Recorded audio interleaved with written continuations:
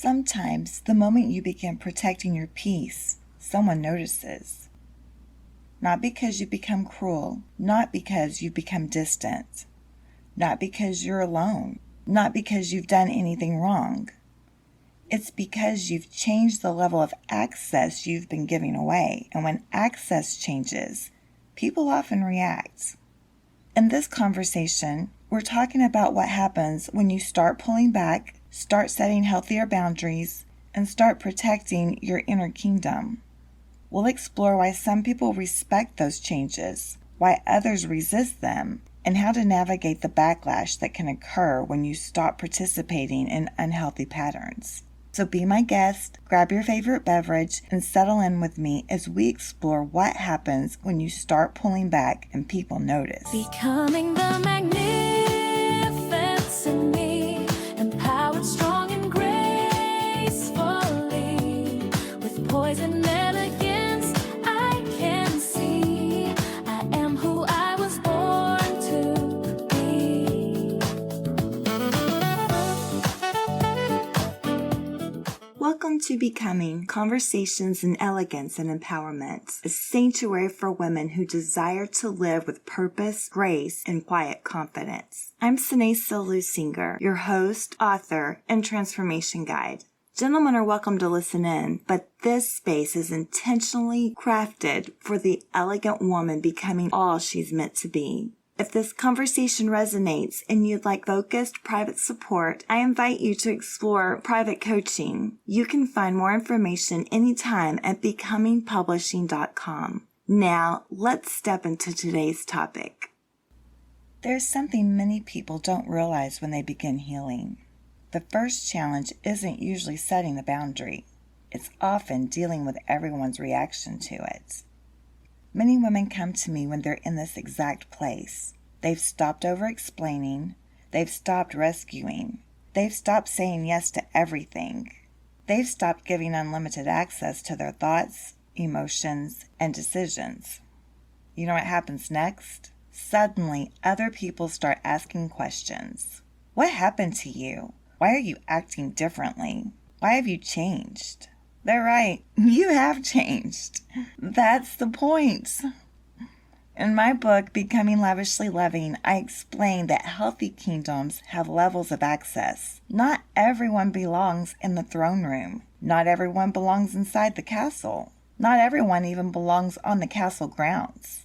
The problem is that many of us spent years leaving the gates wide open for anyone to enter and sometimes control and boss us around inside our own kingdom. We answered every question. We explained every decision. We justified every boundary we set. We allowed people access they never earned. Then one day, we began closing the gates. Not because we hate people. Not because we're punishing them. It's because we're finally governing ourselves and being the royal keepers of our own kingdoms. I consider an elegant woman and a royal woman to be the same thing. A royal woman is not controlling. She is not manipulative. She does not rule others. She governs herself. This is where many people become uncomfortable. They're not reacting to your boundary. They're reacting to the loss of access. They have gotten so used to having free reign over your kingdom and knowing all your royal secrets and plans, and sometimes using that information to benefit themselves, that they throw a royal fit, as we say here in Texas, when that access is denied. I was recently talking to someone navigating a difficult adult-child-parent dynamic. As I often see with my young adult clients, this person had finally begun the process of pursuing a career and building an independent life. Objectively, most healthy people would celebrate that, but in dysfunctional systems, independence can sometimes feel threatening. The moment one parent realizes change is happening, tension begins bubbling to the surface. Why? It's because systems often resist change. When one person changes roles, everyone else in the system is forced to adjust. As family systems theory tells us, change in one part of the system in the positive or negative direction causes change in the entire system. This is important because many people interpret that reaction as evidence that they're doing something wrong. Often, it means they're doing something right. I invite you to stay with me because next we're going to explore what family systems research and relationship experts have discovered about these reactions. If this conversation is resonating and you recognize yourself in what we're discussing, I invite you to apply for private coaching. I work privately with a small number of women each season who are ready to rebuild confidence, strengthen emotional boundaries, and make clear decisions in life and love. This is structured, focused work, not surface motivation. If you're navigating heartbreak or life transitions and you want grounded private support, you can apply at becomingpublishing.com. I personally review every application. One of the most important things I learned during graduate school is that families and relationships operate as systems. As I explained earlier, when one person changes, the system changes. And systems don't always like change. Psychiatrist Dr. Murray Bowen, the founder of family systems theory, observed that people do not exist in isolation. Families function as emotional systems. When one member changes, pressure is often placed on that individual to return to their previous role because the system is attempting to restore equilibrium. This happens because systems often organize themselves around predictable roles. When one person changes, people who benefited from the old arrangement may experience that change as a loss. Sometimes they lose access. Sometimes they lose influence. Sometimes they lose information. Sometimes they lose control. In her book, The Dance of Anger, psychologist Harriet Lerner explained that when one person begins changing old relationship patterns, anxiety often increases throughout the system. The change itself is not necessarily the problem. The disruption of familiar roles is what creates tension. This behavior often happens in family systems, but it can happen in any system. I've seen it manifest in workplace systems, friendship systems, social systems, and others. Anytime you have a group of people and a change occurs in one part, it affects the entire system. Let's take the example of the woman who marries a wealthy man for financial stability. She has access to money, but that access is often limited and controlled by the person making the money.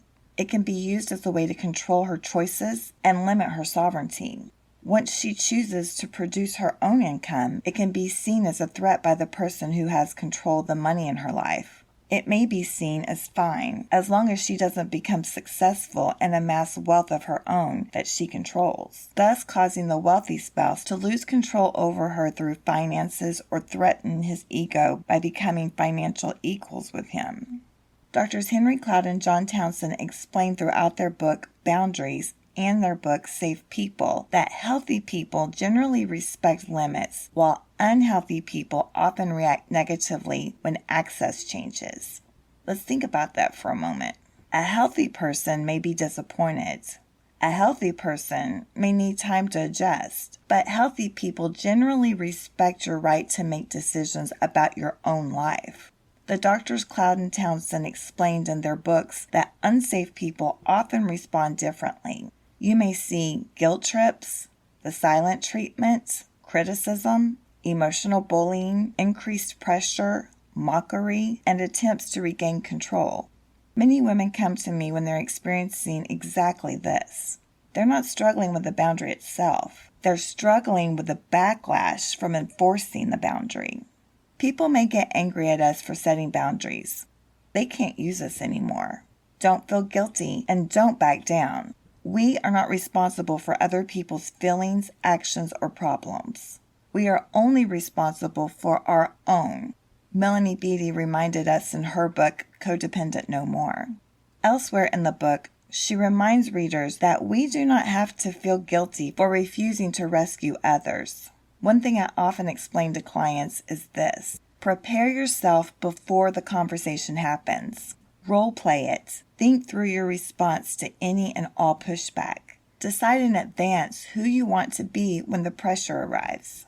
The person I mentioned earlier was preparing for exactly that. We discussed possible reactions. We talk through responses, not because we expected the worst, but because preparation creates confidence. I've had clients tell me how they regretted not saying things when confronted by difficult people. As I often tell them, preparing yourself for backlash in advance gives you the freedom to walk away from that conversation without regrets. That's my definition of empowerment. The elegant woman doesn't wait until she's emotionally flooded to decide how she wants to respond. She decides beforehand. This protects her peace, it protects her dignity, and most importantly, it protects her kingdom within. As I often say, keep your crown on and stay on your throne. By that, I mean don't allow others to control your thoughts or emotions. You can make the best decisions for your life when you are calm, cool, collected, and confident. Many times, the most powerful response is not an argument. It's remaining calm. It's refusing to abandon yourself. It's declining the invitation to step into chaos. Like my addicted family therapy professor used to say to me, just drop the rope. Refuse to be part of the drama. That's how a true queen and elegant woman reacts. She doesn't allow her emotions to be used against her. She uses silence as her answer when needed, and she says no when necessary. She doesn't do this to be mean or abrasive. She does this because she has to live with herself, and she lavishly loves herself enough to protect her kingdom within.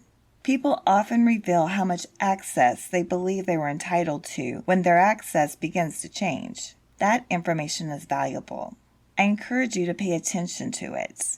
If this conversation resonates with you and you're navigating family dynamics, emotional pressure, or relationship confusion, the Clarity Reset was created for moments exactly like these. Sometimes it helps to talk through what's happening with someone who understands relationship systems and emotional dynamics. You can learn more anytime at becomingpublishing.com. I invite you to stay with me because next I'm going to show you how to navigate these situations in real life. Many of the ideas we're exploring this season are expanded on in my newest book, Becoming Lavishly Loving, available on Spotify, my website, and most online booksellers. It explores intuition, emotional boundaries, and protecting your inner world with elegance. For women who are ready to apply this work in real time, not just understand it intellectually, I offer a private 3-month coaching container where we rebuild confidence and clarity from the inside out. You can learn more and apply at becomingpublishing.com. Positive change is always a good thing. Setting and enforcing healthy boundaries is a hallmark of the elegant woman.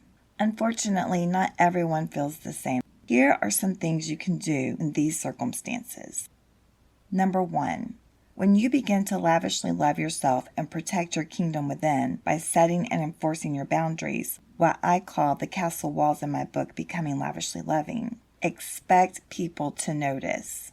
If you've been over-functioning, over-giving, or oversharing for years, people will notice when you stop. That doesn't mean you've done something wrong. It just means there's been a change in the system, and those who aren't healthy or safe people will push back.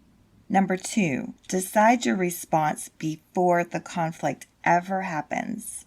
Preparation prevents emotional flooding. I encourage you to think through possible scenarios and decide who you want to be and exactly how you want to respond.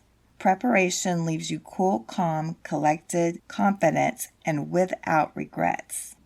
Number 3, the elegant woman doesn't over-explain. You've heard me say this before. Boundaries are not courtroom cases. You don't need to submit evidence for every decision you make. Royal people make decisions, and that's the end of it. Those who don't like it can leave your kingdom, but you have the right to set the rules for your life and kingdom. Number 4, it's imperative to watch for patterns.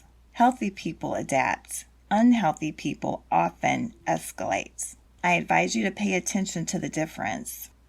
Number 5, it's vitally important to protect access to your inner kingdom. Not everyone belongs inside the castle. Not everyone belongs inside the throne room. Access is earned. It is not given freely to anyone who wants it. By observing behavioral patterns, you'll know what area of your kingdom a person belongs in, and you can move them to an outer area if they have violated the rules of your kingdom. Number 6, I implore you to remember this. Keep your crown on and stay on your throne. The elegant woman and royal person knows that she doesn't step down to be chosen. She doesn't abandon herself to keep someone close. Many women come to me when they're quietly realizing that the backlash they're experiencing isn't actually about the boundary itself. It's about the fact that they stopped participating in a system that benefited other people at their expense. If today's conversation sparks something inside you, I invite you to continue this journey with me through the Becoming podcast by subscribing to the show on whichever platform you use so these conversations can meet you in the moments when you need them. If the kingdom framework we explored today resonated with you, I invite you to explore my latest book, Becoming Lavishly Loving, where I discuss concepts I've never talked about before, including castle walls, kingdom access, self-governance, and what it means to lavishly love yourself. It's available on Spotify, Audible, most online booksellers, and you can get autographed books and exclusive bundles in my online store. If you're navigating difficult family dynamics, emotional pressure, relationship confusion, or the backlash that can occur when systems begin changing, the Clarity Reset was created for moments exactly like these. You can learn more anytime and book your session without an application at becomingpublishing.com. If you're a podcaster or community leader looking for thoughtful conversations around emotional wellness, relationships, self-worth, and personal transformation, I'm always open to align guest appearances and speaking opportunities. If you found something enlightening in this episode, be my guest and share it with your fabulous friends who could benefit from these conversations. I'll leave you with this reminder. People who benefited from unlimited access may not celebrate when the gates begin closing. That doesn't mean you've done something wrong. Sometimes it means you're finally protecting your kingdom. Keep your crown on and stay on your throne. And remember, this is where awareness begins to become something more. The elegant woman understands that peace is protected through self-governance. This isn't about becoming cold. It's about becoming sovereign, which means having freedom from external control. I invite you to join me in the next conversation as we expand on this concept. Thank you so much for spending time with me on Becoming Conversations in Elegance and Empowerment. If something in today's conversation spoke to you and deeper focused support feels right, I invite you to explore private coaching at becomingpublishing.com. Until next time, stay elegant, stay empowered. Becoming the magnet.